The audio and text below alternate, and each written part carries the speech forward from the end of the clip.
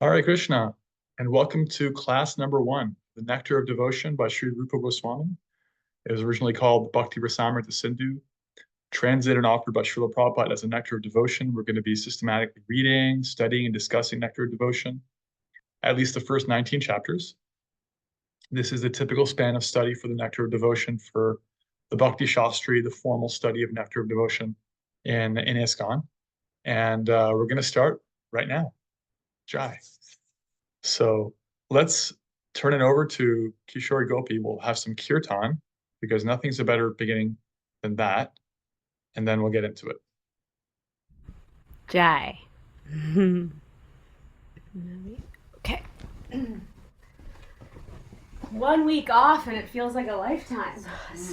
1 week. So happy to be back with you all. Thank you for wanting to continue to study Shastra together. It's a never-ending pool of nectar. Can you hear me okay while I talk and while I play the harmonium? Yeah? Okay.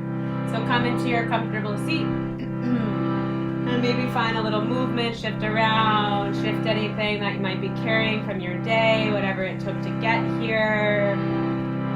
Let's take a deep breath and fill up. Open your mouth, exhale, let it go.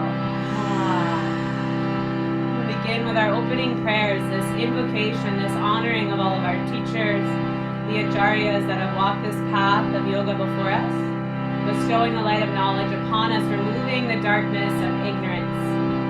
Ignorance meaning not knowing truth.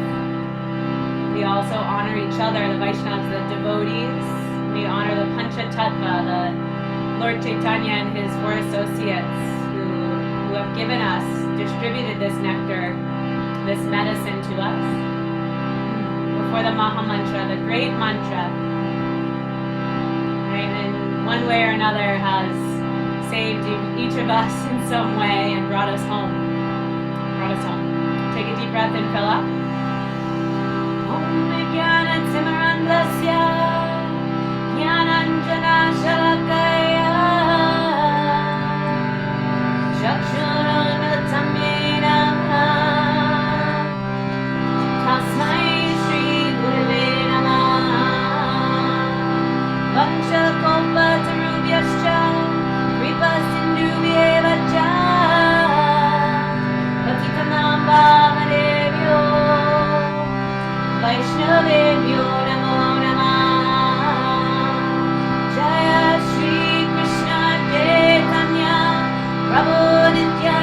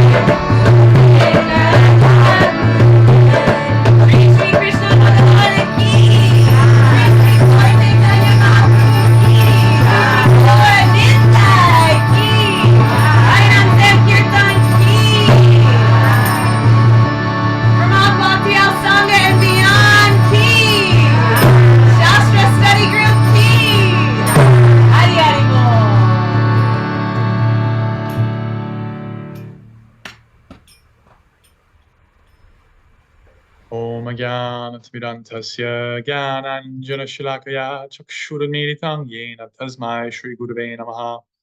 I was born in the darkness of ignorance. My spiritual master opened my eyes with the torchlight of knowledge. I offer my respectful obeisances unto him.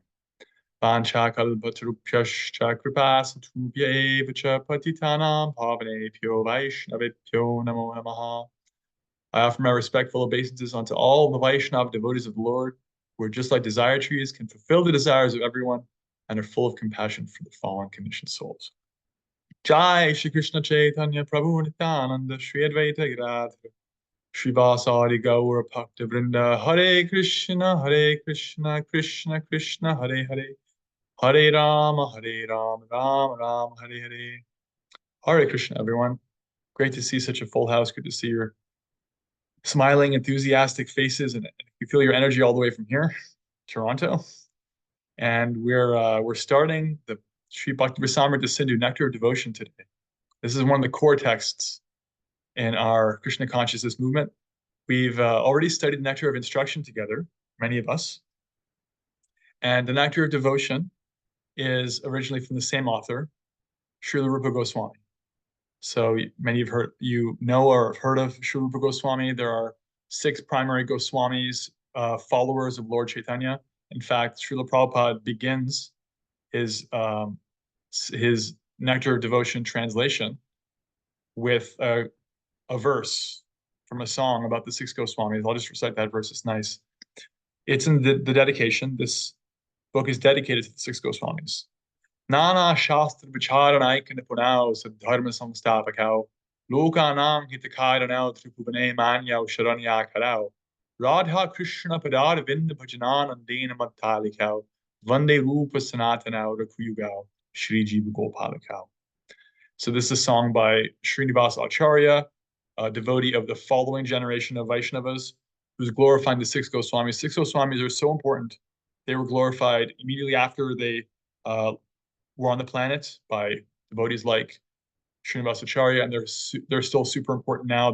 They wrote the seminal books. They actually heard from Lord Chaitanya directly, and of them all, Rupa Goswami is generally considered to be the senior most. Although Sanatan Goswami was elder to him, they were actually brothers. Sanatan and Rupa were elder, but Rupa Goswami renounced his government post before Sanatan Goswami did, and went to Vrindavan and took up a life of complete devotional service just before Sanatan Goswami did. So even Sanatan, his older brother, considered him to be the senior. So this verse that Srila Prabhupada is quoting, it says, I offer my respectful obeisances unto the 6 Goswamis, namely Sri Sanatan Goswami, Sri Rupa Goswami, Sri Raghunath Bhakta Goswami, Sri Raghunath Das Goswami, Sri Jiva Goswami, and Sri Gopal Bhakta Goswami, who are very expert in scrutinizingly studying all the revealed scriptures with the aim of establishing eternal religious principles for the benefit of all human beings. This aspect is very important. This is likely why Srila Prabhupada quotes this particular verse from this song. This song has actually 8 verses. This verse focuses on Nana Shastra Vicharanai Kunipuna, that the 6 Goswamis were expert. They were so expert in scrutinizing all the different Shastra, the scriptures. They were actually devotional geniuses. They were very, very well read. Rupa and Sanatan Goswami in particular were from Brahmin families. They were extremely well educated. They spoke several languages. They were fluent in Farsi, Bengali, and Sanskrit, and so many other languages.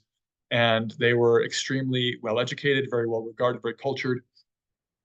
And they used all of that training and intelligence, and you could say good karma, in Krishna service in such a beautiful way that they studied the Shastra very scrutinizingly. And this Nectar of Devotion actually is one of the crown jewels. It's one of the most important books from the 6 Goswamis. The original text is called, in Sanskrit, Bhakti Rasamrita Sindhu. So bhakti we know. Bhakti means devotional service and love for Krishna. And is primarily what this book is about, Rasamrita Sindhu. So rasa is a very deep concept. Rasa means like flavor, experience, emotion, the mellow, the exchange, the emotional exchange. Sindhu means ocean. And Amrita means immortal or nectarian. So Bhakti Rasamrita Sindhu means something like the ocean of unlimited immortal rasa, emotion, spiritual emotion of bhakti. So this is a book about spiritual emotion. What is spiritual emotion? What is rasa? What does it mean to have feeling for Krishna? What does it mean to serve based on that feeling? What are spiritual emotions? That's really what we're studying. That's what Rupa Goswami gave us. And the reason he gave it to us is because actually Lord Chaitanya asked him to directly. It's described in the Sri Chaitanya Charitamrita, the one of the main biographies of Lord Chaitanya, that Lord Chaitanya actually spoke at length with Rupa Goswami for 10 days at the Dashashramita Katha, and he also spoke with Sanatana Goswami for I think about 30 days on a separate occasion. And each of those conversations is described. And the reason they're described is because Rupa and Sanatana and their followers conveyed what those conversations were about to the author of the Chaitanya Charitamrita. But those conversations um, basically supercharged Rupa and Sanatana with great knowledge and with empowerment. And they were given four instructions. All the Goswamis of Vrindavan were given four instructions. Go to Vrindavan, the place of Radha and Krishna's pastimes, and excavate those places. Find where they had their pastimes. So this is 400 years, 500 years ago. Lord Chaitanya spoke this to the Goswamis. That's 4,500 years after Krishna, Radha, Krishna, and their associates had been in Vrindavan. So 4,500 years is the blink of an eye when it comes to geological time. It's nothing. We're just like right after Radha and Krishna, we're here on the planet, same place. But in terms of like politics and even plant growth and water, things have overtaken the holy Dham, and so they're asked to uncover and excavate, um, and they did so. Another purpose was to build temples, revering the ancient forms of Radha and Krishna, and protect those temples, protect those deities, and support the devotional service around that. The third instruction was to establish the Siddhanta, establish the philosophy. What is what? What is real? What is bhakti actually? And establish through scripture, not whimsically or sentimentally, but through the tradition of Vedic scripture, how it is that bhakti actually is the way to achieve the supreme goal. So um, we looked at a lot of this in the Bhagavad Gita. Bhagavad Gita, if one understands Bhagavad Gita, one can very conclusively understand, even prove to others based on Bhagavad Gita, that the supreme truth is personal, and that the supreme way of approaching that truth is the bhakti process, the process of devotional service, developing love for God. So Rupa and Sanatana and the six Goswamis established this. And the last thing they did was to be examples of this and to teach the practice of bhakti. Teach by their own example and to teach by books. So there's two things. There's achar and prachar, right? And you can remember it like this. Prachar sounds like preach. Prachar means what you say, and achar means what you do. So in our movement, you have this word acharya, right? You've heard this word acharya. Founder Acharya, Srila Prabhupada, acharya. Acharya means somebody who teaches, but they do what they're saying. Their example follows their instruction. So achar means living the example, and the six Goswamis did this.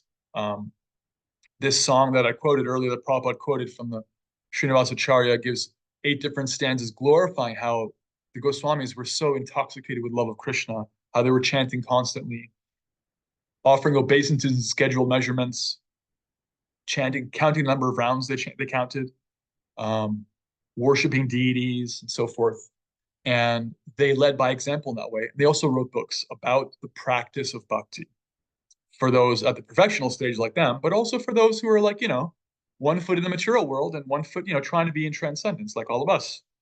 So these are practical handbooks. And of those, the Nectar of Instruction, which we studied, and the Nectar of Devotion are really fundamental. So that's why this book exists. It exists because Lord Chaitanya asked it to exist.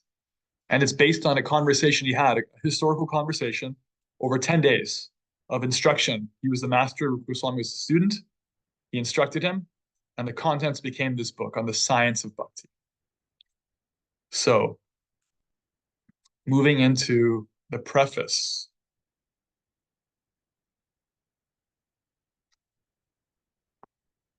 This Bhakti Rasamrita Sindhu, this Nectar of Devotion, Just like Srila Prabhupada gave us the Krishna book. Krishna book is a summary study. Summary study means it's not a verse by verse translation. It's taking the whole thing and it's giving us a summary in his own words.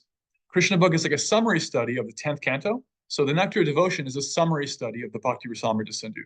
Whereas in Bhagavad Gita and in the Nectar of Instruction and Ishopanishad, which we've all studied, many of us have studied together, and Srimad Bhagavatam, Prabhupada gives us each verse, the Sanskrit, and then the English, and then comments on each verse. In this book, he doesn't do that. We do have a translation verse by verse of the Bhakti Rasamrita Sindhu by the BBT, Bhaktivedanta Publishing Book Trust. But what Prabhupada did, because he had studied this book thoroughly and threadbare himself, was represent it in prose form. So it's all English with some Sanskrit here and there. That's why it takes the form it does. And it's basically, you can consider this book to be like a special gift from Lord Chaitanya. If you consider the whole canon of the books that we look at, you have things like the Isha Upanishad. The Isha Upanishad is one of the Upanishads, right? Isha Upanishad. It's an ancient text. Anybody who's a follower of the Vedic tradition will appreciate that this is a Vedic book. It's an Upanishad. All the Upanishads are considered to be canon. Bhagavad Gita is basically in the same place. Bhagavad Gita is revered by all philosophers, whether you're an impersonalist and you consider we're all just one, there is no God, there's no supreme form. I'm not a person, you're not a person. If you have that perspective, or you're a personalist, like the devotees, everyone respects Bhagavad Gita. Nectar of Instruction and Nectar of Devotion are actually very particular gifts for the followers of Lord Chaitanya. So they're meant for devotees. They only make sense to devotees. And they're sharing truths about Krishna in terms of who he is, and especially about the practice of bhakti, what bhakti is and how to actually execute it, that are for those who are trying to be devotees, trying to practice bhakti. So it's giving the very unique flavor of bhakti that's available in Lord Chaitanya's line is in this book and in the Nectar of Instruction. So the particular kind of love and mood of service to Krishna that Lord Chaitanya experienced himself and came to share is described in this book and the varieties therein. So it's a very intimate book. It's very rarefied. It's a very special gift. And we're grateful for it. And we're also recognizing that it's not necessarily in the greater canon of Vedic literature. It's for those who are they have faith in, they have trust in Lord Chaitanya, and they have trust in the Hare Krishna Mahamantra. So it's the specifics of what is the Mahamantra, who is Krishna, like that. So looking at the preface, there's a great deal of discussion on Rupa and Sanatan, who they were. Actually, let's pause for now before we get into history and also some other things. We've talked for a few minutes so far. Anything that stood out so far that you have any questions about, or just a reflection? We have a really packed house. I love that. I'm counting 17 people, including myself here. That's fantastic. So anything that stood out, I love to have our classes be back and forth. I saw some of you taking notes, so if you can share something, that'd be great. Comments, questions, reflections before we move on. I'll make a quick reflection. Please.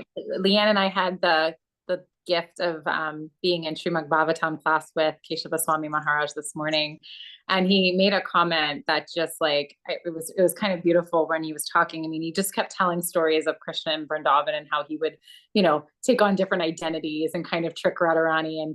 And he said, basically, what's one of the things to take from it is that rasa is greater in importance than tattva. And he said, so these experiences and what we see through Krishna's, play, and his Leela, it far outweighs, all of the fact gathering and all of the things. And so I'm really excited to dig into this book in the format that it is and look at those Leelas in a different way. Wonderful. I'm going to share with you the next sentence I was going to read from my notes. Rasa is experience, not analysis. So it sounds like Maharaj is exactly talking about that. This book is about rasa. It's about spiritual emotion. So there's a lot of analysis in spiritual literature, which is important and valuable. How to understand something, how to conceptualize it, how to make sense of it. And like I was listening to Chaitanya Charanprabhu talk about it in this way. If you're very expert at the science of flowers, like behind Samantha, there's a nice painting of like three gigantic flowers. If I knew enough about flowers, I could tell you about the stamen and the pistil and this part of the flower and that part of the flower and the life cycle and how they create other flowers and the plant and the seasons and the rhythms and all of that. I could do that if I knew enough. I don't, but that's okay. But I could. And that's analysis, and that's valuable. But none of that tells you what you feel like. None of that helps you understand what you feel like when you see a flower, what it feels like to smell the flower, to hold the flower, to give the flower, to receive the flower. None of that is touched by analysis. All that I just described is experience. So Krishna is the absolute truth. Another name for the absolute truth, the supreme of everything, the source, that which from which everything emanates. That's important to understand. We've talked about that at length in the Upanishads, Ishopanishad and Bhagavad Gita especially. And that's not so much what this Bhakti Rasamrita Sindhu is about. It's about rasa. It's about the experience. So one of the Vedic verses from, I don't remember which Upanishad, it says, Raso vai saha. That supreme source is himself rasa. He is the source of all experience. So bhakti is primarily experienced. It's not just understood and talked about and conceptualized, it's experienced. It's the experience of relating to the divine with love, with service. And that's very subjective, but there's also a science to it. So that science is described in this book. Thank you. Thank you for that reflection. Very, very, very practical. Yeah, we're not going to have as much analysis. We're going to have more discussion of experience. If it is analysis, it's analysis of experience.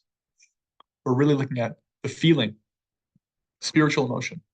Thank you. Any other reflections or comments or questions?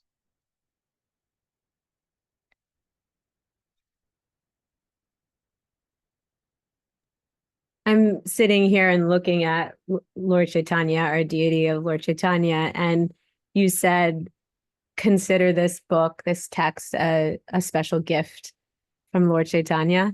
And then it's just sharing about how this book is beyond the analysis and tattva, but which is important, of course. But this is a book teaching us or showing us what it feels like to love Krishna, and what an incredible, intimate, personal, amazing gift that Lord Chaitanya gave us.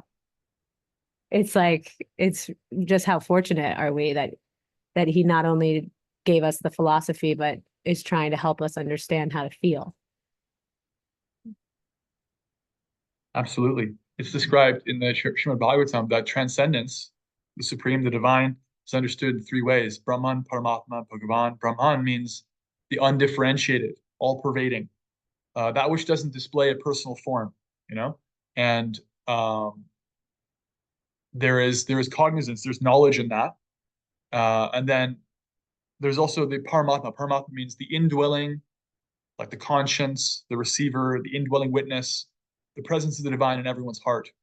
It's getting more personal. And then there's Bhagavan, the divine in personal form, with personal features, with spiritual form, spiritual qualities, spiritual pastimes, spiritual relationships, spiritual names, and with an exchange of spiritual emotion with his parts and parcels, his pure devotees. And that's the richest form of experience of transcendence.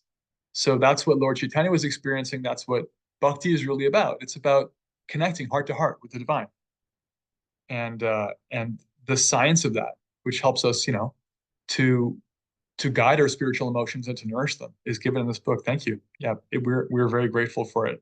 I actually haven't, before I started studying and preparing for this class, I hadn't read extensively from the Nectar of Devotion in a few years. I mean, I've read bits and pieces here and there, and I've read the book itself, on several different occasions. But this is like really wonderful to dive back into it in the last few days of just like reading and hearing. I'm personally just reminded of how much nectar, how much sweetness there is in this book. Any other reflections or comments or questions before we move on? Okay, great. So we're going to be looking at the first 19 chapters. And I guess I'll just mention now, the kind of homework or what we should do to keep on pace is to read the preface and introduction this week. If you get that done, it's not that long. Then read chapter 1 too. So we're going to be reading the first 19 chapters. Basically, they're divided like this. The preface, introduction, and chapter 1 are what's called Samanya Bhakti, an overview of Bhakti. And then you have what's called Sadhana Bhakti, the practice of Bhakti, Bhakti in practice, chapters 2 through 16. And then Bhava Bhakti, Bhakti in ecstasy, in ecstatic love, chapters 17 and 18. And then Prema Bhakti, Bhakti in pure spiritual love, chapter 19. That's not the whole book. The book goes on, but it gets more esoteric. And so, like for example, myself, even I've been reading and studying and practicing bhakti for like 15 years, and I haven't made an extensive study of the rest of the Nectar of Devotion yet. I've looked through it. Certainly nothing wrong with reading it, but it's more applicable in the later stages of bhakti practice. So there's more than enough in the first 19 chapters. In case you're wondering, why do we stop here? It's like there's a lot. There's a lot there. It's a very, very practical. So there's also a natural division point. You'll see in the book. So today we're going to get through the preface and introduction, I believe, I hope. So in the preface, Srila Prabhupada gives some history about Rupa and Sanatan. I've talked a little bit about this. We also talked about it in our Nectar of Instruction class, that Rupa Goswami was quite a brilliant, very cultured man. He was a minister in the Muslim government at the time in Bengal, and basically while he and his brother Sanatan were doing government service for a government that was, not really interested in Krishna, or not even really necessarily interested in universal spiritual principles. Like he was just doing political work. He became less and less interested in that and more interested in bhakti. He actually met Lord Chaitanya, as did Sanatana Goswami, and they became amazed and enthralled. He won their hearts. And Rupa Goswami actually renounced and went to Vrindavan. He renounced his post, went to Vrindavan, and lived a life of a mendicant, lived very simply, just lived off, whatever he could receive begging. And he wrote books like the Nectar of Devotion, Bhakti Rasamrita Sindhu. Before he left, he divided his money up. Prabhupada talks about this. He gave 50% of it to devotees and brahmanas. He left 25% to his relatives, and 25% was left for any emergencies, which was useful because his brother actually ended up needing that money to get bailed out. He had some challenges. His path, Sanatan's path to renunciation was more complicated. But long story short, Rupa Goswami heard from Lord Chaitanya for 10 days and then renounced his government post and became a fully sold out devotee, completely dedicated.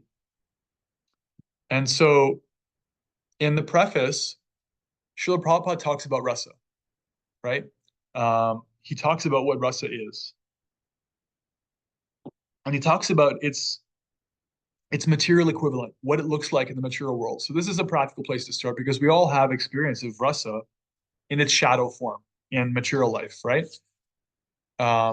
When you feel any material emotion, that's material rasa. So it's described that this ordinary rasa, material emotion, material experience, is really what people are driven by, people say, like, if you ask people what the goal of life is, basically they'll say something like, happiness, joy. If they say something like, success or money, you can break that down. What does the success give you? You feel accomplished. You feel powerful. You feel peaceful. You feel joy. If you have money, what do you feel? Security, this, that, control, whatever. It's all a feeling. We're sentient beings, from Latin sentire, to feel. Our feelings, even materially, they're what motivate us.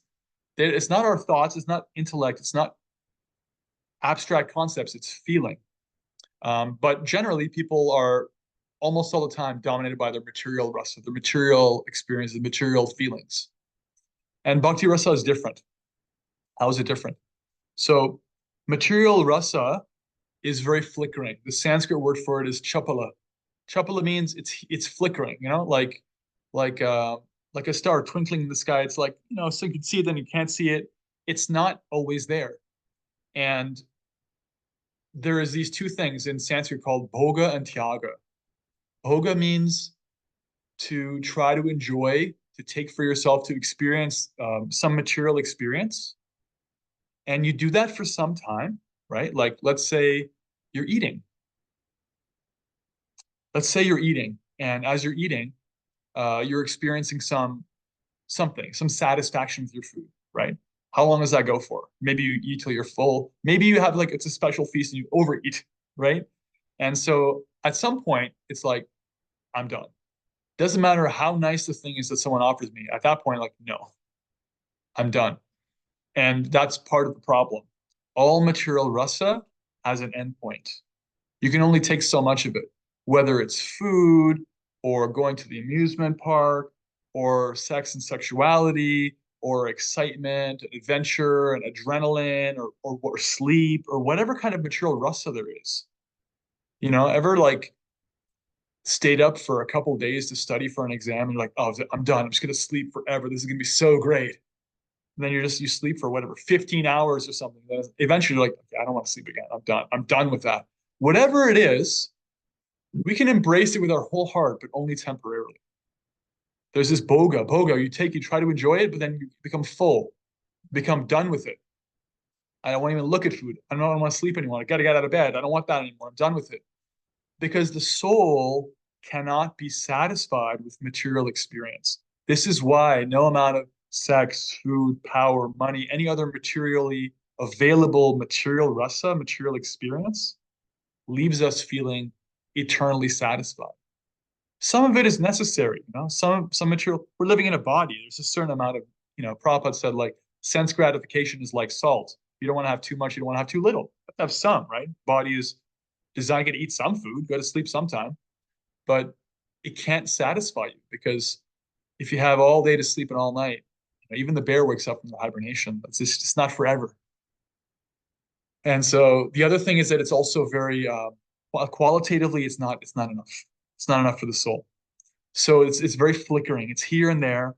It's very qualitatively weak. It's like compared to like a drop of water when you're in the desert. If you're in the desert and you say, I really need water. I'm so parched. I need water. And I say to you, I have water. Here you go. One drop. Can you say there's no water? No, you can't. I gave you a drop, but is it enough? It's almost a tease at that point. It's almost like just enough. If I was dying of thirst and it was just one drop of water, it's like, oh, could I just have some more of that? But that's the problem. Material rasa, it's categorically, it cannot satisfy the self, right? So after boga, then you have what's called tyaga. You try to have as much of the thing as you can. It doesn't work, and you say, "That's it. To hell with it. I'm done with this. Um, I never want to eat again. I'm never sleeping again. Never doing that again." You have a bad breakup. Men are the worst. Women are the worst. They're awful. You become like a misogynist or something. This whole other side of the spectrum, right? You see this sometimes, so you can see in yourself, you can see in other people. It's like this whole thing of like, I want it, I want it, I want it. Then you get it. It doesn't satisfy. It's not the thing that your heart is completely made for. It doesn't quite get there. You're like, oh, the heck, it's all garbage. It's all terrible. And you try to nullify, you try to like fast. Prabhupada talks about this. The purport, he says, the preface, he says, how does he put it? Right. A business person is not satisfied by working the whole week. They want to change for the weekend. So they go to a place where they try to forget their business activities. Right. And can you relate to that? I know I can relate to that. But then it's like, how long can you do that? Then you have to like be active again. You got to like do your thing. You got to express yourself. You got to be in the world again. So this thing of trying to make some material rasa the all in all is just going back and forth between boga and tyaga, trying to have it all and giving it all up. And on the contrary, the experience of spiritual rasa is not like that. Spiritual rasa is actually um, it's not something where you feel full of, like I'd say I'm done. I can't have anymore. It's not something where there's a limited supply, where you have to fight other people for it. There's no limited resource. And there's no back and forth. This process of Boga is actually artificial. It's artificial to the soul to become enamored with something, think it's the all in all, try to have it totally, become obsessed with it, and then realize it doesn't satisfy you and give it up completely, become disillusioned, bitter. This is just what happens when we put our own natural propensity, our own natural desire for spiritual connection in the wrong place. And as soon as that propensity is placed in the right place, then there's no more problem. So this is why we keep looking. And this is why we're looking for love in all the wrong places. This is why we have all these different experiences of going back and forth with these different habits and addictions and interests, and because of rasa, because we're made for rasa. If we don't have spiritual rasa, we become enamored with material rasa, helplessly, and it's not helpful. It doesn't actually help. It doesn't actually satisfy. So again, Prabhupada talks about this. Sorry if my screen is wobbling a bit.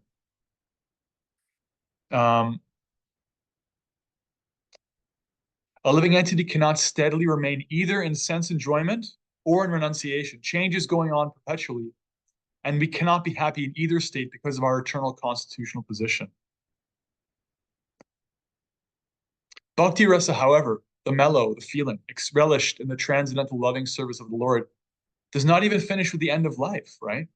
For somebody whose frame of reference is material rasa, material experience, even if they convince themselves, well, this is, yeah, it's like not perfect, but it's mine. I'm satisfied with this. Well, can't be forever. Usually it's taken away before death. Sometimes, if you're really lucky, it's taken away just at death. It's like sometimes you get married and you live together and you both pass away holding hands. You die at the same time, and you never have to like be without the other person, but then it ends. It does end. Usually it ends earlier than that. All material experience has an end. So bhakti, however, does not. Bhakti is a function of the soul. Bhakti, our relationship with the divine, doesn't have a beginning, because we don't have a beginning, and it doesn't have an end. It's not dependent on our circumstances. It's not context dependent, right? It exists eternally, right? This is one of the reasons why this book is called the Bhakti Rasamrita Sindhu. Amrita means immortal. The immortal nectar of Bhakti Rasa, the ocean of that, right? And Rupa Goswami could have written a book about the rasa of what it feels like to gorge yourself on potato chips or anything else. That wouldn't be Amrita. It wouldn't be eternal. There's some point at which you're done with all the other kinds of rasas. But Bhakti Rasa, it's part and parcel of the soul. We're always connected to the divine, right? So Prabhupada continues in the preface. He says, when the purified senses are employed in the service of the Lord, one becomes situated in Bhakti Rasa life. And any action performed for the satisfaction of Krishna, the divine, in this transcendental Bhakti Rasa stage of life, can be relished perpetually. So actually, what the Bhakti Rasamrita Sindhu, the Nectar of Devotion, is talking about and sharing about is the ongoing experience of the devotee, right? In material rasa, we feeling something sometime. When we're at work, we feel our work rasa. We're with our friends, we have our friend rasa. We're with our partners, we have a special rasa with them. Parents, we have a rasa with them. But they all have a beginning and end. They're all kind of like sometimes this, sometimes that. The bhakti, the rasa we have in terms of our bhakti, our relationship with the Supreme Person, that's with us always.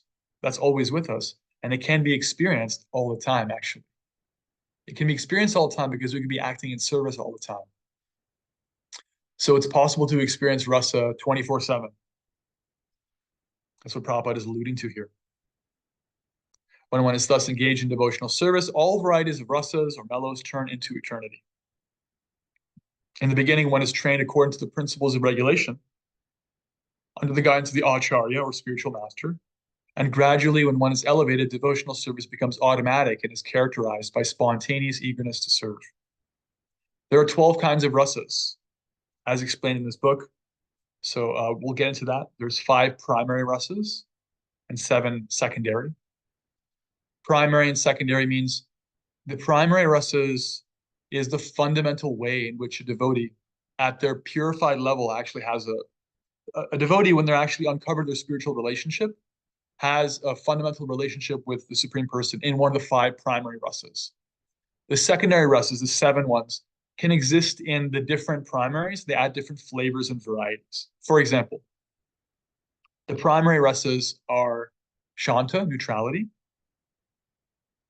Dasya, servitorship, like servant to master; Sakya, like friend to friend; Vatsalya, um, parent to child, actually having parental feelings of parental affection for the divine; and Madhurya, conjugal love.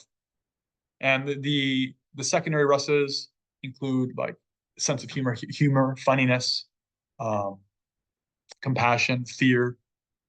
There are varieties within them. So, for example, wonder.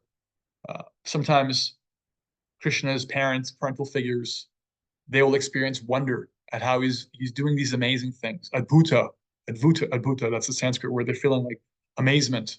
That's a secondary rasa within their vatsalya, within their parental love, right? Or Krishna's friends or his girlfriends, they'll have like joking words with him. Hasya, this joking is actually a secondary rasa found in all the primary rasas. Joking and humor is practically universal.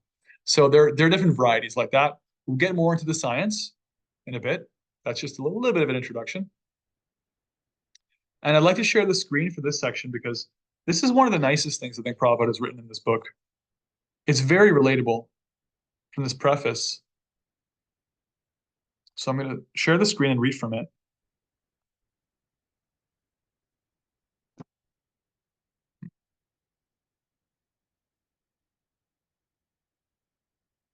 Here we go.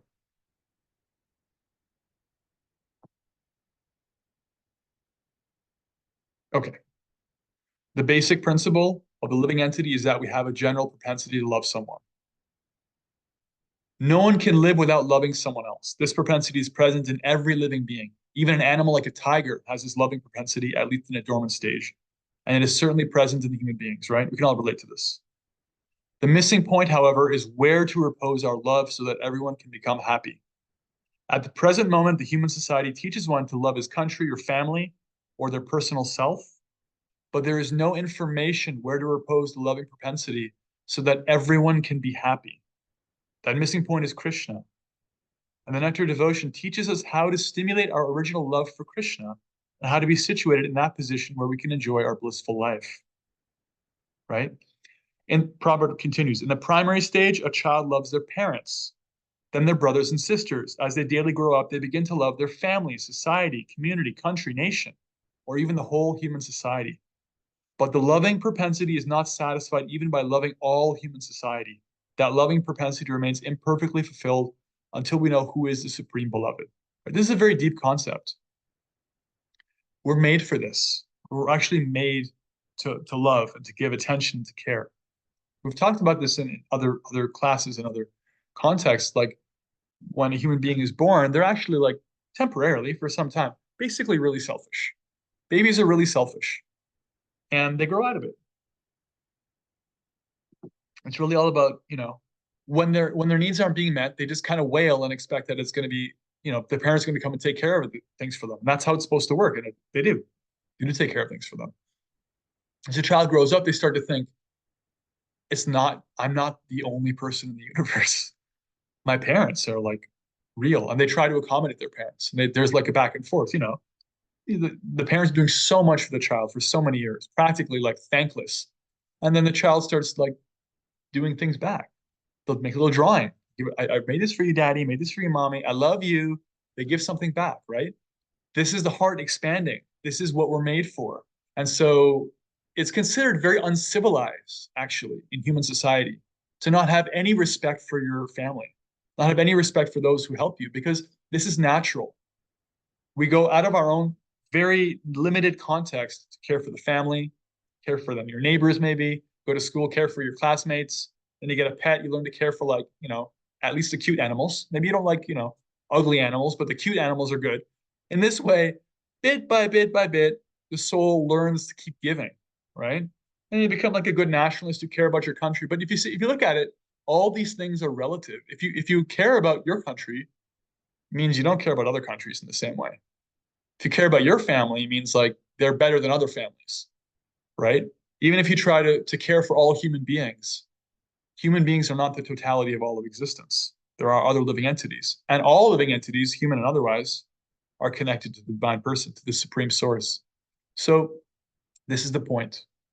As long as we draw the line arbitrarily and say, this is me, this is my people, this is what I care about, then it's duality. It's some way in which we create teams, some sectarianism. It's like, as a sectarian, I care for my family and the rest of you can take care of yourself, right? Or, now Justin's in Canada, so now he's one of us. He's with the Canadians. Y'all Americans can deal with that's a very sectarian idea. And it's natural for this to be the case and problematic, actually.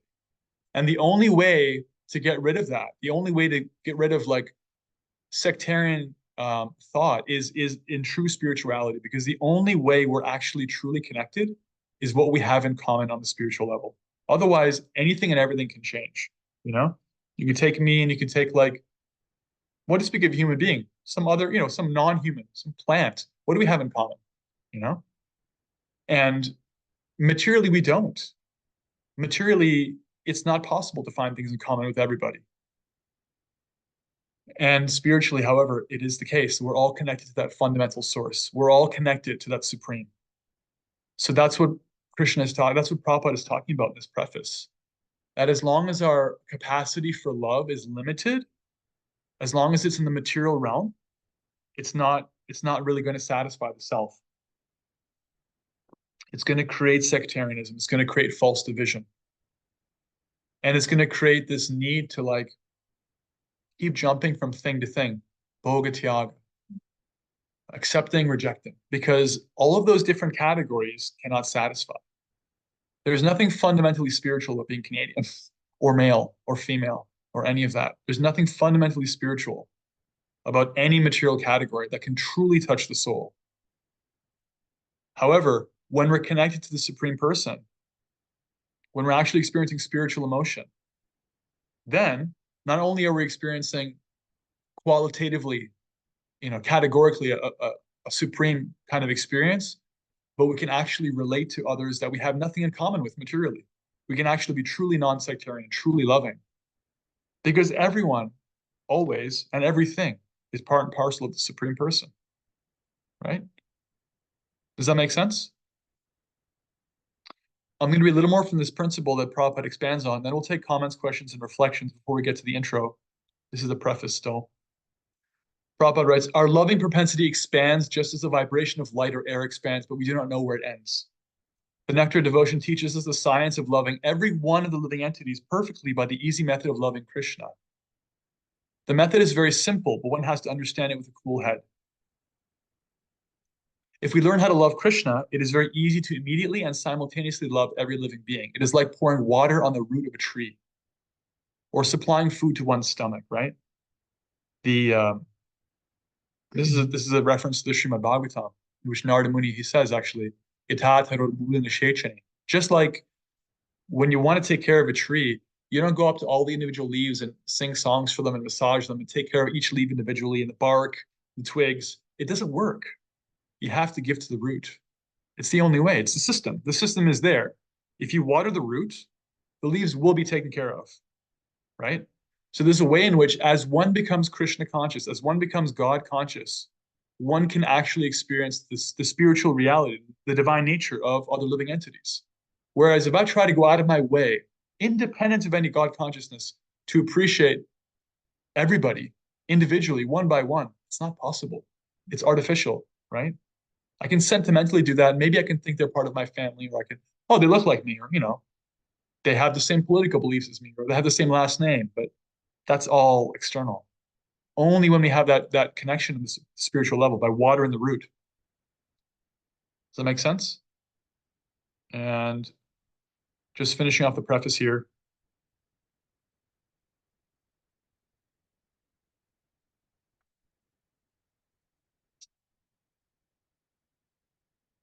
one may live without material discomfiture. In other words, there's nothing wrong with adjusting your life so you don't suffer unnecessarily materially.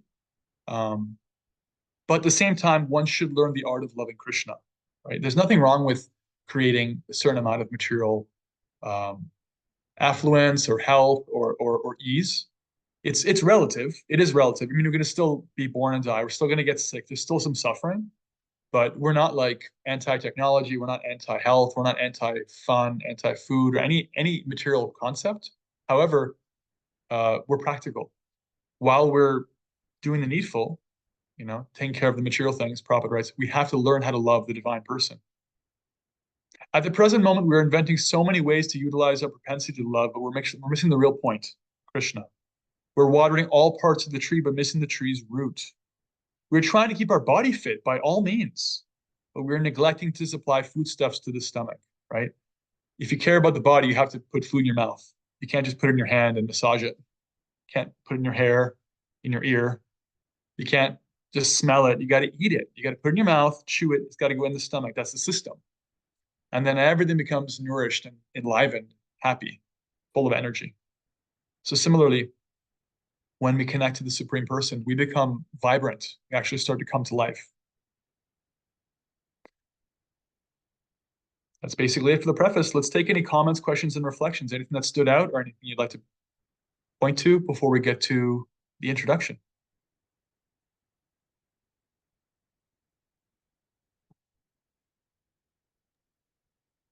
Yeah. Heck, Oh, go ahead, Mel. Go ahead, Mel. okay. I really love when you were talking about how you said Arasa is always with us and can be experienced in all the time in whatever we do. And I think that's such an important reminder because it's really easy for me to like get really like caught up in like, I don't know this prayer, or I don't know this text, or I don't know, all these things. And when it really comes back down to it all, it's all about what's in our heart and the rasa that we experience through our bhakti. And I've just been thinking a lot about that in the last like month or so. And so this is really aligned with that. And I really appreciate you saying that. Thank you. Thank you. That's great. Any other reflections or comments or questions? Yes, Caleb has something to share. So Please.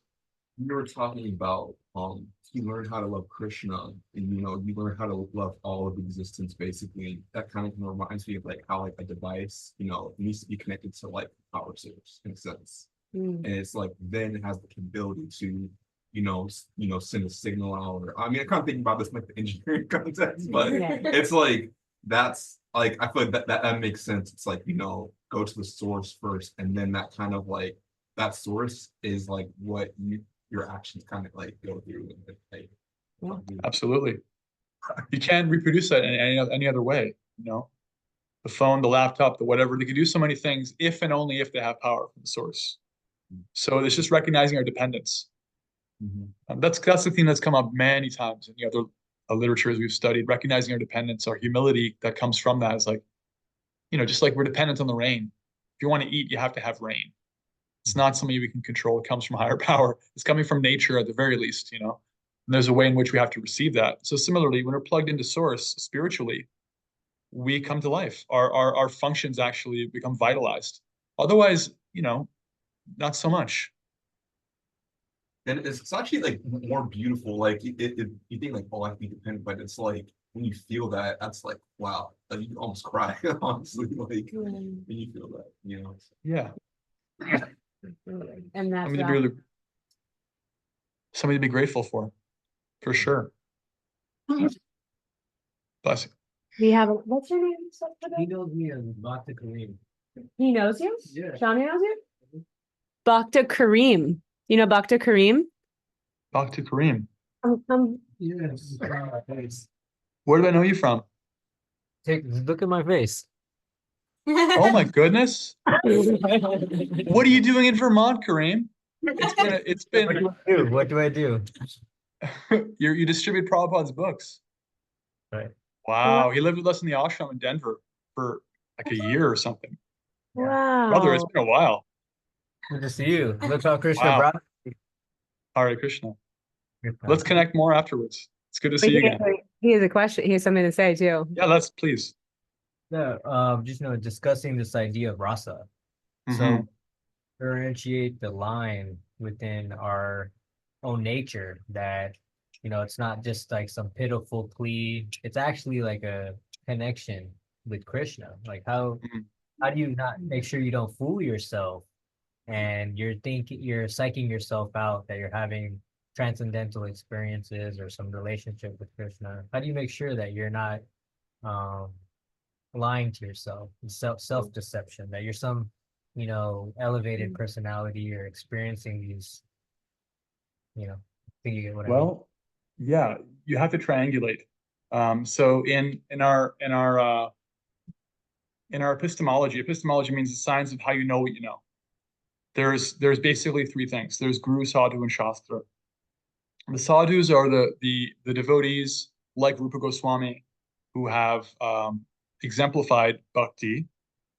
The guru is in this case, like we're talking about, a living person who knows us, who is more advanced than us, who is themselves following the sadhus and following scripture, who we take shelter of, who we like take guidance from. Like we can reveal our heart in confidence that, okay, I'm feeling like this. This is what I'm experiencing. And the scripture, the Shastra, for example, Nectar of Devotion is a very important book. It gives us the science of spiritual emotions. We're going to hear about what spiritual emotions are like and how they work. And Prabhupada is also going to give us some of the negative, like what is material emotion as we read. And a lot of that is going to answer your question in general. So it's important to know these books, and it's important to be in connection with those who are following the books and are examples of the same philosophy. In this way, just like we need to want to find your location, you have to triangulate. Finding out our position spiritually takes reference. You have to have those reference points. So bhakti is practiced under guidance, and the guidance is coming from Guru, Sadhu, and the scripture, like Nectar of Devotion. That's a general answer. The specific situation, I mean, specific answers will vary, but that's the basic thing of it. And it's great you're asking that question, because that's really part of the reason why this book exists, so that devotees can, aspiring devotees like ourselves can understand what spiritual emotions are and look out for, yeah, like you mentioned, like thinking I'm such a big deal, and like thinking misunderstanding, like, is it just material pride? I'm starting to think this is some special thing, it's just a material experience, or how to recognize when Krishna's mercy actually extends itself. It's a good question to have.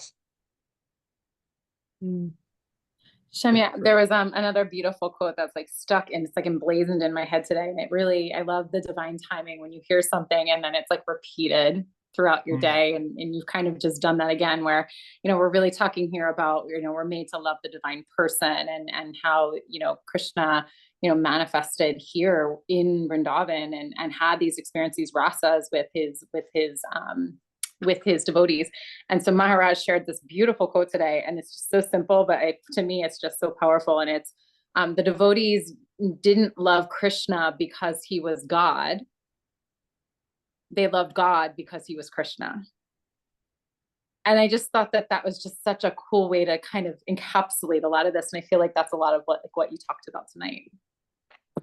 Yeah, ultimately, those who are spontaneously attracted to Krishna, it's beyond like being convinced that this is the right thing to do. I'm supposed to worship. It's like, just Krishna means, one of the meanings of Krishna is the all attractive, the source of all attractive qualities.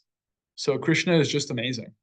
When we hear about Krishna, even at our level, when we hear about Krishna, when we hear his words in Bhagavad Gita, hear the love for his devotees have for him, when they talk about him in the Srimad Bhagavatam, etc., there is some feeling that's there, some appreciation for his qualities, his sweetness. That's not there when we read, comic book or whatever material literature. What to speak when we're truly able to appreciate his qualities and be transparent medium to receive that, then Krishna is all attractive, and the heart runs after him. It's described like you don't have to tell the river to go downstream. It's naturally flowing. Can't even be stopped. You try to dam it up, doesn't matter. It just keeps going. The heart overflows like that. Thank you. Let's get into the introduction. I just want to share a couple of points in the introduction before we Oh. wrap up. Did we have another comment? I mean, yeah, Caleb had Just like not a comment, but like just like a question. Like, question. Yes. are you gonna do that Gita class like study like anytime soon again? I was just like, We yeah. can send you it. Yeah, what I'll do is I'll send you the recordings. They're all on the YouTube channel. And I will personally answer any questions you have since you want to study the Bhagavad Gita. I support anyone studying Bhagavad Gita. I'll go out of my way to support that. So talk to Kishori, she'll hook you up.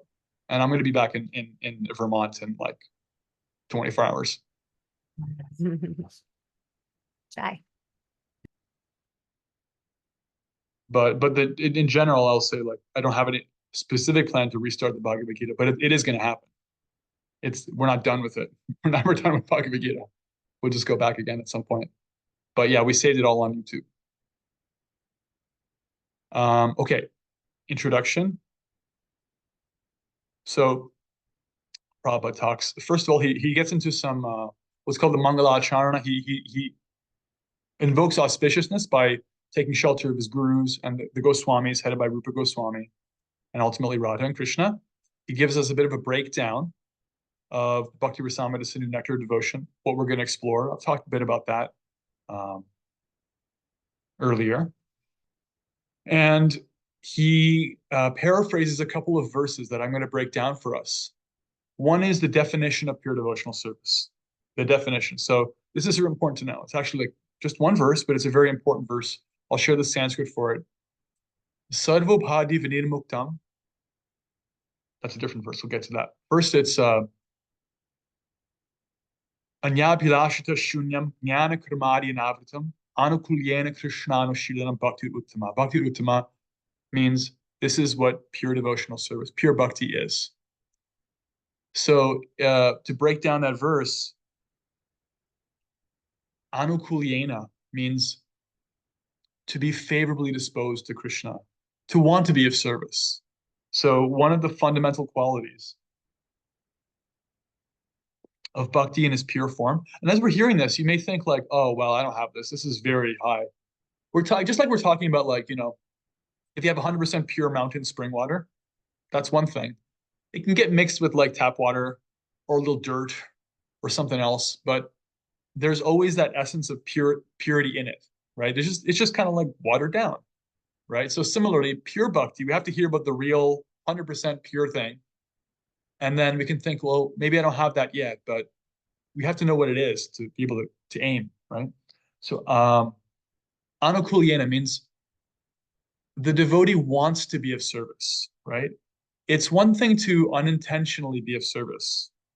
It's one thing to like, sometimes people, they'll chant Hare Krishna, like by accident. They walk by a kirtan, they're like, oh, there's those goofy Hare Krishnas. Aren't they funny? And they just said Hare Krishna. That's service. Were they trying to be of service? No. So that's not actually pure devotional service, because we're capable of being intentional, right? Intentionally trying to be of service. So that's the first point. The second point is almost self-evident. It's for Krishna. It's for the Supreme Person. But this is actually quite important to bring up, because it's like, it's not for some material entity. It's not for some material construct. Even if we're serving another person, it's possible to serve in Krishna consciousness if we serve them as a part and parcel of Krishna, understanding that this is for Krishna's pleasure. This person belongs to Krishna. This is Krishna's property. This is Krishna's money. This Krishna consciousness, as we call it, is quite important. So intentionality, and also with consciousness of the source. And the last thing is Krishna Anushilanam. Anushilanam, Prabhupada talks about this. Shila means here, it's an active verb, it means to cultivate. Prabhupada says, this devotional service is a sort of cultivation. It is not simply inaction for people who like to be inactive or devote their time to silent meditation. Anushilana, or cultivation by following the predecessor teachers. When we say cultivation, we must refer to activity. So this is why Prabhupada translates bhakti as devotional service, not just devotion. Devotion we can understand as the feeling. Devotional service means like the feeling and what we do about the feeling. We've talked about this before. The internal and the external. doing something about what you feel. It's like, honey, I really love you. I love you so much. I almost cooked dinner for you. Better yet, actually cook the dinner or even try it. So intentionality of being of service towards consciousness of the Supreme Person for their pleasure, for them, and doing something, right? So these are the fundamental characteristics of pure devotional service. Secondary characteristics are also in the verse. Anya abhilashta shunyam, being devoid of any other abhilas, any other desire. So being devoid of any selfish desire, jnana karmadi navritam, meaning without any karmic or gyan tendency, meaning to be of service without any attachment to some result, karmic result, or attachment to impersonal knowledge. In bhakti, action, karma, and knowledge, they're included. Actually, our philosophy, our lifestyle is quite active. I just talked about being active. We're very much active, and it's also very philosophical. We're not shying away from philosophy. Actually, in my humble opinion, our own philosophy is the most complete I've ever seen. It's very intellectually satisfying. However, all these are in service to Krishna. We don't read books to feel smart. We're not trying to show off to anybody. We're not trying to get tenure for it's not about money. Pure devotional service is not about the karma or the gyan, just the accumulation of knowledge. Those things come. If you actually care about Krishna, you'll care about hearing from him. You'll read Bhagavad Gita, you'll get knowledge. Read Bhagavad Gita, you will get knowledge. But the fundamental process of reading is done as a service. So pure devotional service means reading with the right intention, without any other motive, and without any interruption or any other motive or any other interruption. Does that make sense? This is a very kind of like keystone verse, because even if we find like, oh, in myself, I may have some other motive, that's okay. But it's important to know what pure gold is so you can recognize it. And bhakti is such that if there is even a little bit of purity in you, that shine, that glimmer of the purity, you have to be able to detect that. And you can sweep around it, clean around it, like an archaeologist finding something, unearthing it. The pure thing cannot be contaminated. It can be surrounded by other things. It can be forgotten. It can be watered down, but it's still pure. It can't be destroyed. It can't be sullied. So this definition, keep that in mind as we read.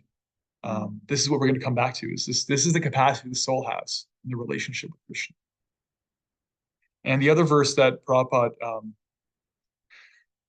gives us in English is Sarvabhadi Vinirmuktam Tat Paratvena Nirmalam Krishikena Hrishikesha Sevanam Bhakti Ruchite.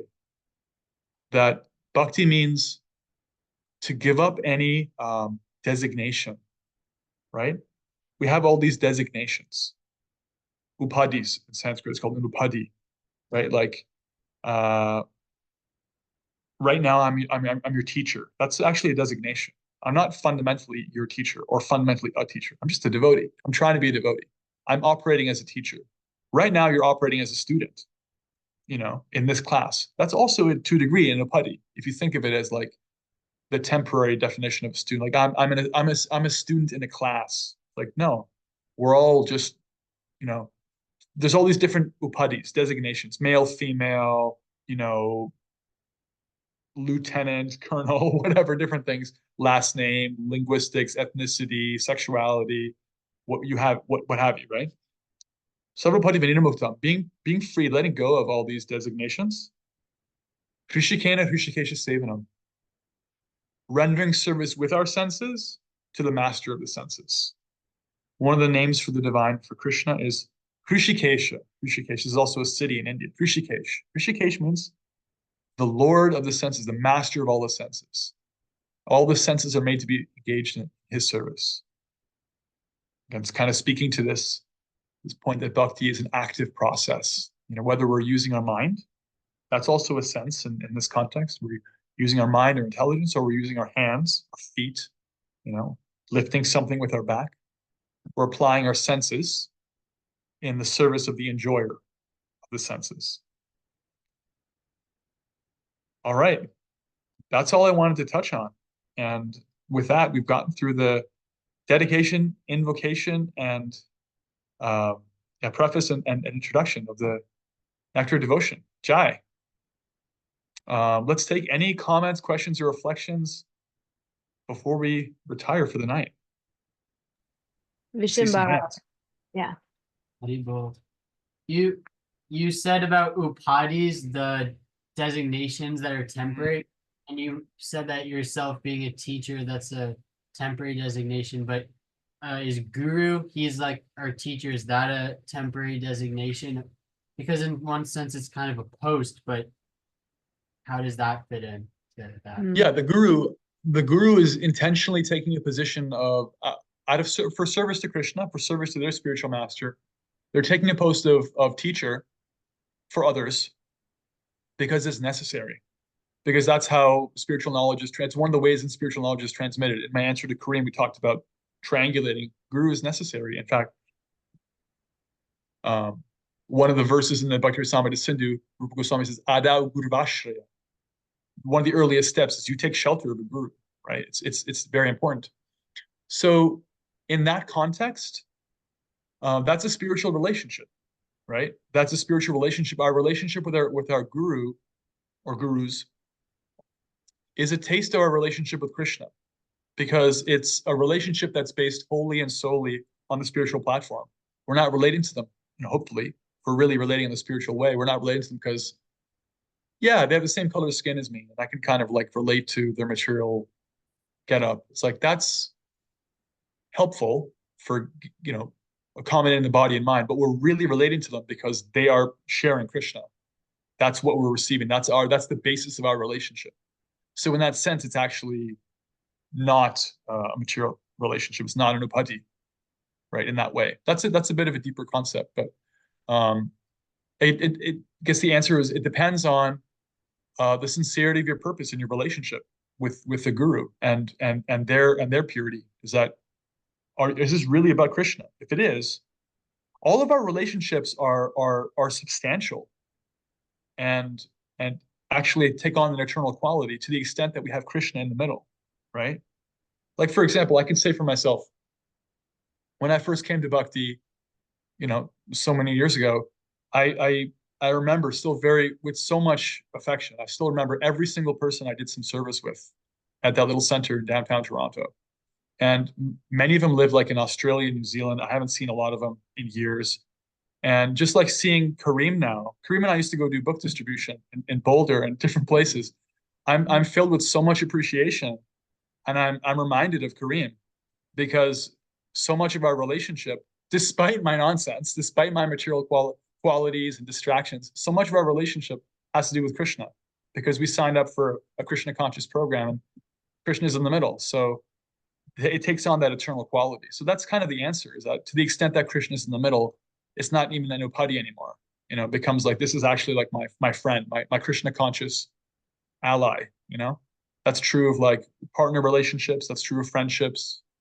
And it's certainly true of our guru. It's like, if we really become a disciple, then we experience the guru as a spiritual entity. That is not an upadi. That's an eternal thing. Good question. It's true of our relationship with the Maha Mantra too. You can take it as a fun song, or you can take it as actually Krishna. Certainly he's there. On his side, he's giving himself. There's no lack there. How much are we doing to really receive that? Good question. Anything else? Comments, questions? Anything that stood out? So Justin here. The last bit we're talking about chapter, I received the Gita on my way out here, the whole Gita. I listened to it all the way out.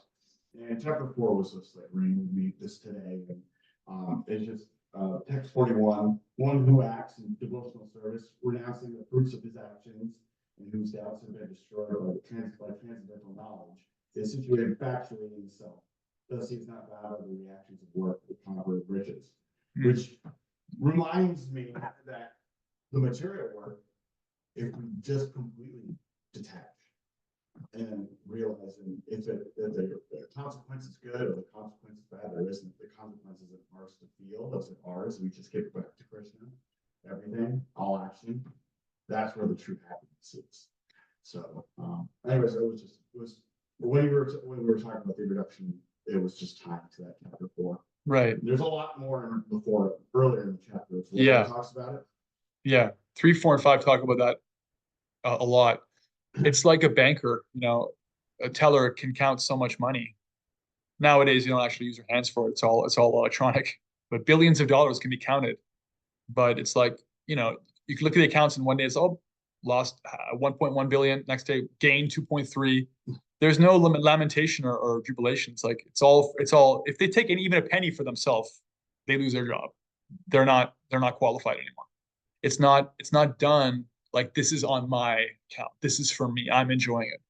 So there's a way in which, although we're not numb, we're still sentient beings. We don't take it as ours. We don't take ownership of the results. True real service means we're giving them, trying to do the best we can for Krishna, certainly, but it's not that, if I give this class and I'm thinking I gave such a great class, it's like, no. On the other hand, if I give a class and I'm like, okay, I feel like, did a decent job of representing Rupa Goswami and Prabhupada, I'm going to feel some happiness of that. That's not artificial, but that's hopefully like a service-oriented emotion of, well, I tried to be of service and now I'm experiencing what it feels like to be of service. Yeah, thank you. That's back to the definition of pure devotional service. It's like for Krishna's pleasure without any karma or gyan as a motive, no ulterior motive.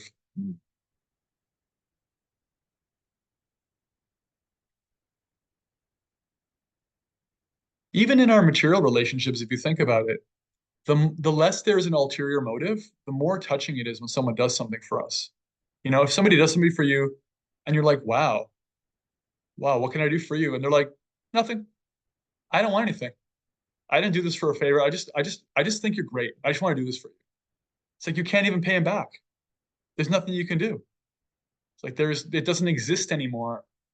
Like, it doesn't exist anymore in the karmic realm of like, well, I guess, they did this, so I got to invite them for dinner. It's not in that tit for tat realm anymore, right? Even materially, we can identify, there's a way in which the more that's there, the more it's actually precious, right? So the soul is actually capable of that to the perfect degree, via its relationship with Krishna.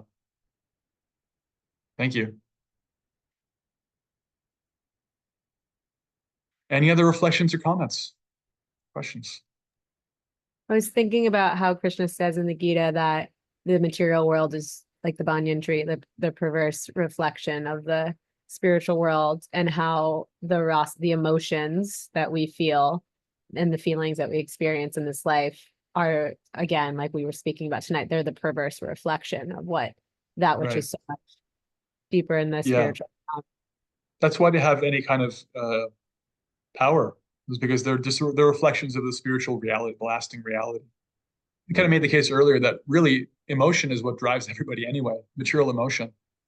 It's not external thing. It's not the actual thing. It's the way the thing makes you feel. It's our attachment to the thing, those material emotions that come up from that thing or person or idea. And all those material experiences, material rasa, is just a reflection of what the soul is capable of in spiritual relationship. Thank you. Yeah, and that gives it even more meanings. So much of the work that I do is around helping people also have a healthy relationship with all of their emotions, right? And like all of our emotions are necessary, even the ones we don't want to feel. And there actually are also representations of that higher spiritual rasa, that grief and sadness and loneliness. It's like anger. Yeah, those are also equally as important. Right. Sometimes in the science of like just emotions and psychology, sometimes there's a way in which people will avoid so-called negative emotions, and it creates a big problem. Like, they're taught directly or indirectly, you can never be angry. It's bad or wrong to be angry, express anger. It's like that's not how it works. Anger serves a purpose. It expresses your underlying hurt, where your boundaries have been transgressed, different things. And so bhakti is fundamentally a very practical and holistic science, because it identifies that our whole material rigmarole really is based on the fact that we're capable of relationship, and we apply it in a material context, and it becomes nationalism, celebrity culture, or sexual addiction, or whatever. The whole material tabernacle, all of life, is basically the soul applying their capacity in some context. And when you understand the real thing, then the reflection makes sense. So similarly, in the science of the material emotions, if you know how to apply your anger healthily, properly, then you can do that and be in touch with it and have a healthy relationship with it, and not either fly off the handle and have, insane, out of control anger, or just this artificial lack of anger. That's like emotionally lobotomizing yourself. We actually have to have some of these things. So it's important to know the real thing, the essential thing, so you don't get ripped off with the fake thing. Jai. Jai. All right. Okay, everyone. So please, and it says thank you, Eileen. Thank you, everyone. What a huge and exciting group. Great to see all of you. Great to see Kareem again. We're going to connect more. And everybody, please comment something in the WhatsApp chat, something that stood out from your readings or the class or discussion from the preface and introduction. Read the preface and introduction, and we're going to get into chapter 1 next week, possibly chapter 2, so you can read ahead 1 and 2 if you like. Yeah. All right. Sri Rupa Goswami ki jai. Srila Prabhupada ki jai. Yeah. Burlington Bhakti Sangha and beyond ki jai.